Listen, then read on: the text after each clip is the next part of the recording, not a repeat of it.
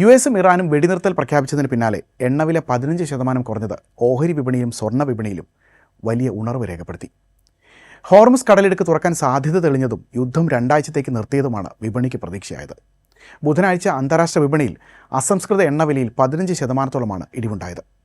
Brent crude ബാരലിന് $94.43 സുരക്ഷിത നിക്ഷേപം എന്ന നിലയിൽ സ്വർണത്തിൻ്റെ ആവശ്യകത വർദ്ധിച്ചതോടെ ആഗോള വിപണിയിൽ സ്പോട്ട് ഗോൾഡ് ഔൺസിന് $4812.49 എന്ന നിലവാരത്തിലാണ് വിപണനം നടക്കുന്നത്.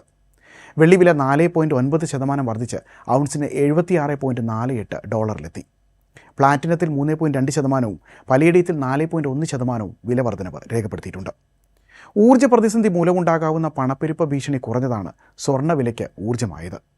കേരളത്തിൽ സ്വർണ്ണവില പവന് $2920 വർദ്ധിച്ച് 1,12,800 ഇന്ത്യയിൽ സെൻസെക്സ് 2500 പോയിന്റിലധികം ഉയർന്നാണ് ബുധനാഴ്ച വ്യാപാരം ആരംഭിച്ചത്. നിഫ്റ്റിയിൽ 23,900 കടന്നു. ഇൻഡിഗോ, അദാനി എൻ്റർപ്രൈസസ് തുടങ്ങിയ ഓഹരികൾ 9%-ലധികമാണ് നേട്ടമുണ്ടാക്കിയത്. US ഡോളറിനെതിരെ രൂപയുടെ മൂല്യം 0.45% വർദ്ധിച്ച് 92.58 എന്ന നിലയിലെത്തി. ഡോളറിൻ്റെ മൂല്യം 2 ആഴ്ചത്തെ ഏറ്റവും താഴ്ന്ന നിലയിലെത്തി. വിപണിയിലെ അസ്ഥിരത അളക്കുന്ന ഇന്ത്യ VIXൽ 18% ഇടിവുണ്ടായി. വെടിനിർത്തൽ കരാർ ആഗോള സമ്പദ്വ്യവസ്ഥയ്ക്ക് താൽക്കാലിക ആശ്വാസം നൽകുന്നുണ്ടെങ്കിലും ഇറാൻ കരാർ പാലിക്കുമോ എന്നതിനെ ആശ്രയിച്ചിരിക്കും വിപണിയുടെ വരും ദിവസങ്ങളിലെ ചലനം.